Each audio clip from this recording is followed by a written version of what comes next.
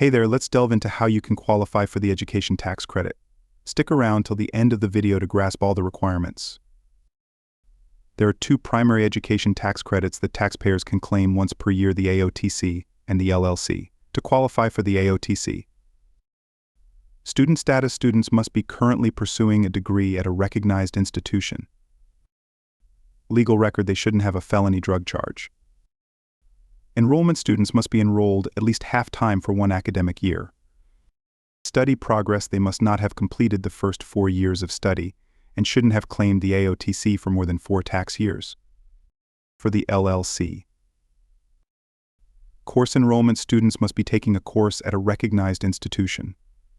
Educational goals: they should be enrolled in classes to enhance skills and job opportunities, even if it's not a degree program. Continuous enrollment: students must be continuously in school for at least 1 academic year during the tax year. And there you have it. We hope you now have a better understanding of the requirements necessary for claiming the education tax credit.